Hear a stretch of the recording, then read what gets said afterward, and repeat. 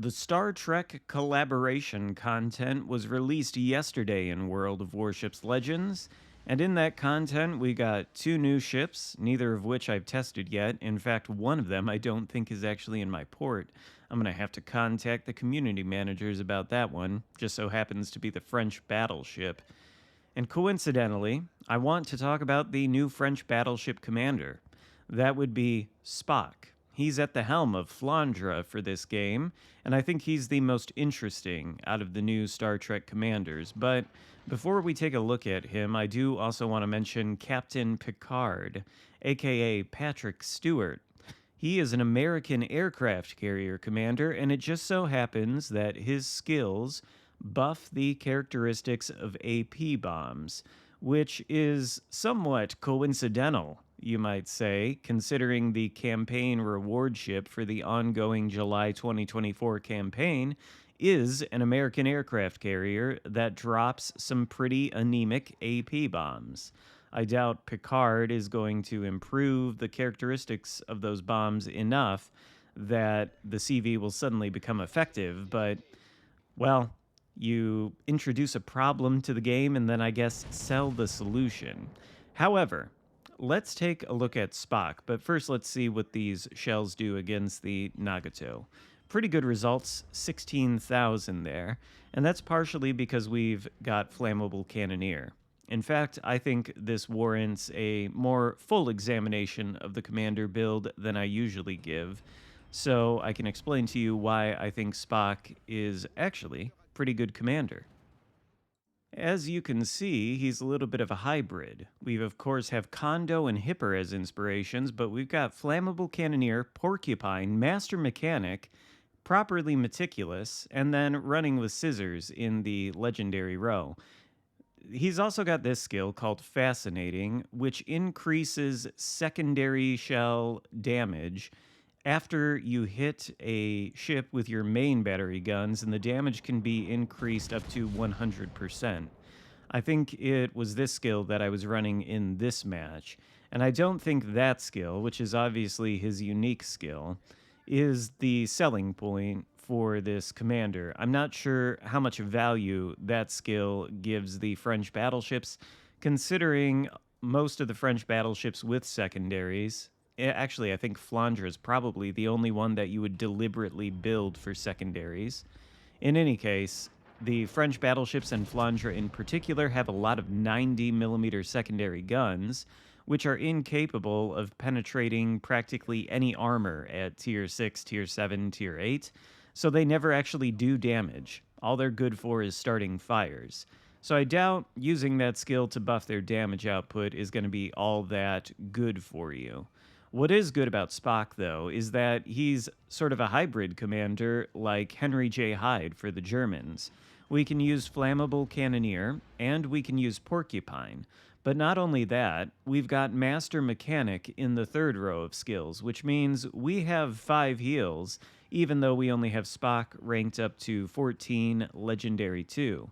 Normally, you would have to get a commander with Master Mechanic ranked up to 16, Legendary 2, or maybe even 3. I think just Legendary 2 to get all 5 of the heals.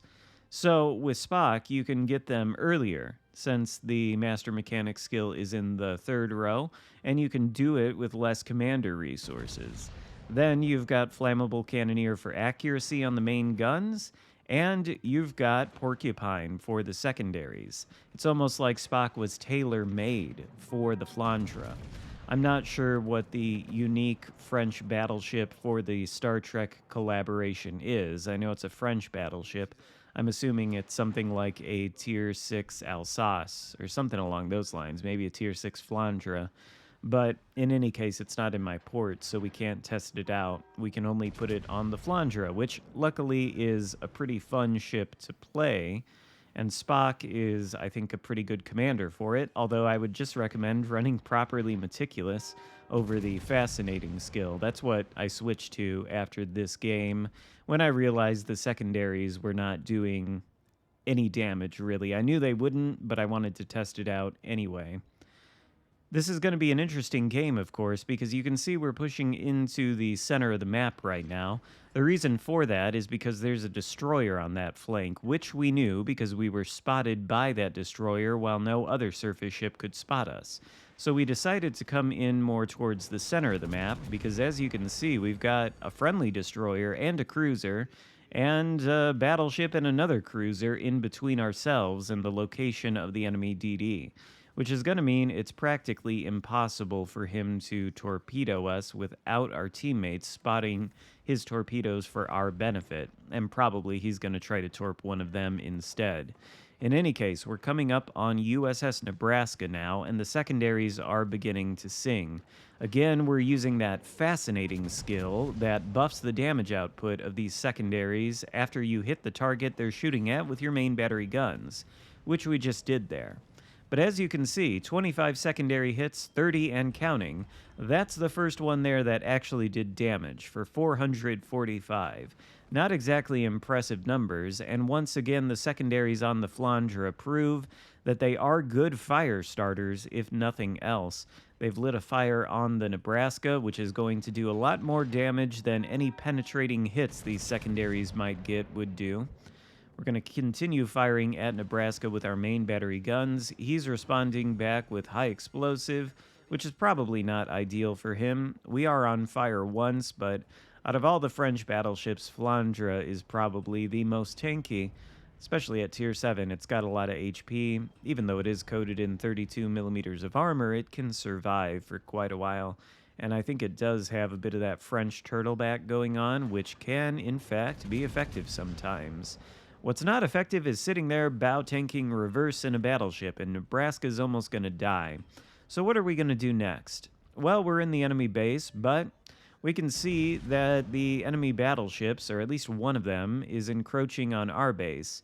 It's the Xarkun. He's at pretty low HP, and from our position on the map, I think he's broadside to us, which means if we turn around, we should be able to assist our really imperiled battleship over there. He looks like he's on pretty low health, and these Xarkun secondaries can probably melt a good deal of his remaining hit points away if we don't help. We do help, and of course, we sink the Xarkun for our first kill of the game with a Citadel to boot. That leaves only one enemy destroyer, a cruiser, and 2 battleships. We don't know exactly where the cruiser or the destroyer are, but we know where the 2 battleships are. And as you can see, they are making a line back toward their base, which is being capped by our teammate in the destroyer and the cruiser behind him. I assume those 2 battleships cannot see either one of the friendlies yet, and so they're shooting at somebody else behind this chain of islands. We're coming around the side here because we know what direction they're going in, and if we come around the island right here, then we're probably going to be able to get the broadsides of both the Connecticut and whatever the other battleship is.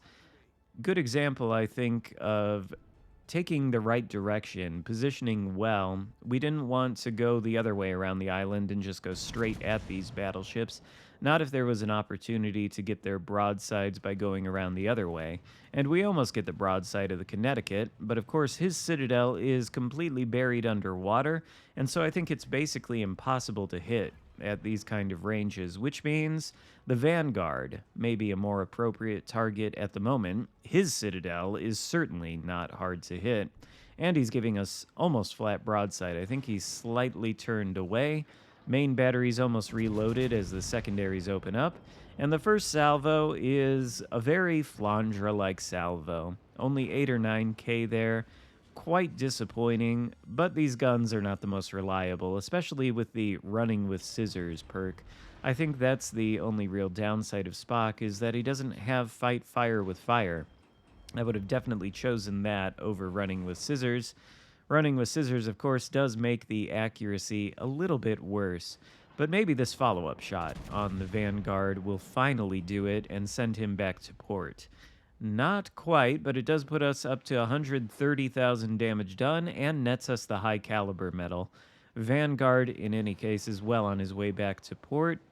Maybe we can finish him off here, and then we'll turn our attention either to the New Orleans, who is behind that island chain there, or perhaps the Connecticut, although I don't really think the Connecticut is all that much of a threat to me. He's going to be shooting high explosive from what I can tell, and he does have 356 millimeter guns, so it's not like we have too much to worry about. Vanguard is down. New Orleans is probably going to be the better target as our secondaries start a fire on the Connecticut and do an impressive amount of damage. 1,500, 1,100 there. There goes the New Orleans for our second kill of the game, Confederate medal.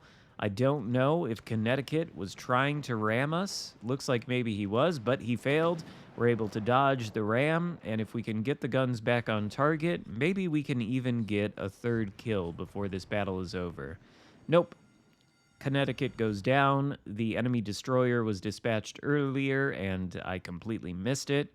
But in any case, it's a victory for us in the Flandre with 147,000 damage done and just over 2,000 base XP.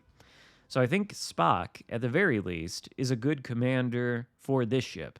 I don't know about the rest of the French battleships, but having Flammable Cannonier, Master Mechanic in the third row, and then being able to use Porcupine and Properly Meticulous, pretty good build for the Flandre, I would say. Is it worth 5,000 doubloons? I don't know. That's probably a decision for you to make yourself. But hopefully, I've given you some interesting information to help inform your decision.